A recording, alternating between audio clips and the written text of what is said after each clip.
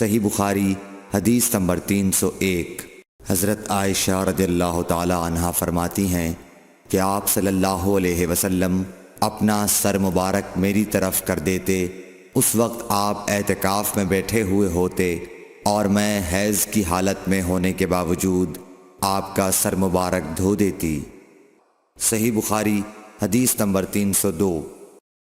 حضرت عائشہ رضی اللہ تعالی عنہا نے فرمایا، ہم ازواج میں سے کوئی جب حائضہ ہوتی اس حالت میں رسول اللہ صلی اللہ علیہ وسلم اگر مباشرت کا ارادہ کرتے آپ ازار باندھنے کا حکم دے دیتے باوجود حیض کی زیادتی کے، پھر بدن سے بدن ملاتے۔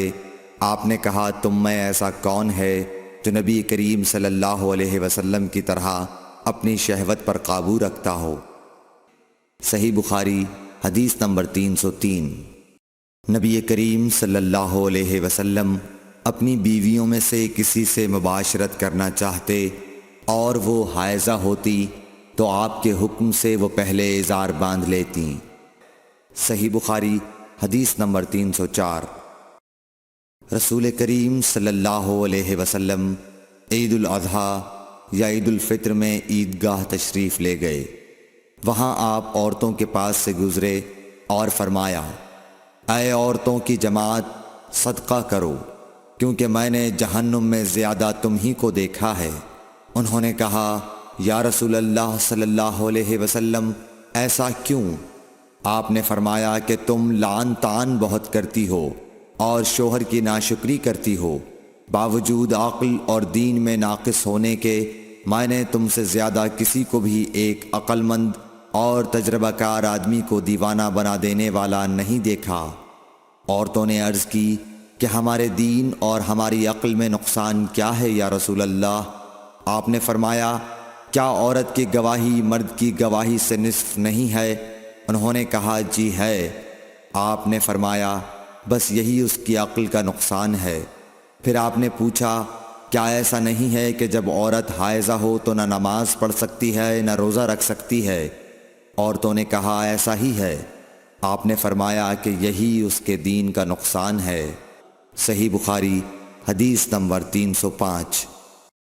حضرت عائشہ رضی اللہ تعالی عنہا نے فرمایا کہ ہم رسول اللہ صلی اللہ علیہ وسلم کے ساتھ حج کے لیے اس طرح نکلے کہ ہماری زبانوں پر حج کے علاوہ اور کوئی ذکر ہی نہ تھا۔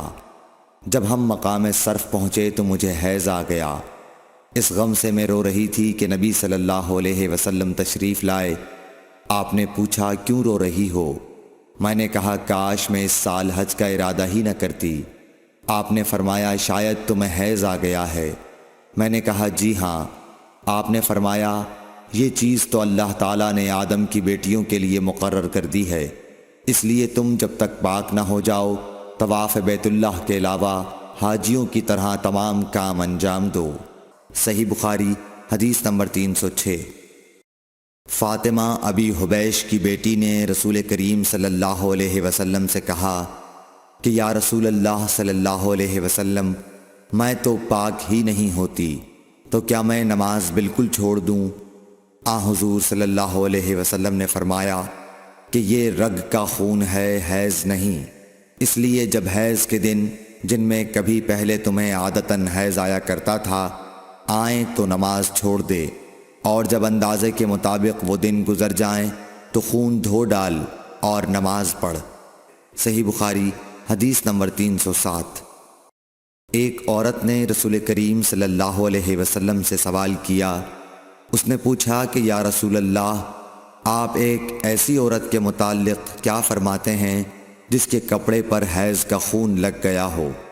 تو رسول اللہ صلی اللہ علیہ وسلم نے فرمایا کہ اگر کسی عورت کے کپڑے پر حیض کا خون لگ جائے تو چاہیے کہ اسے رگڑ ڈالے، اس کے بعد اسے پانی سے دھوئے، پھر اس کپڑے میں نماز پڑھ لے۔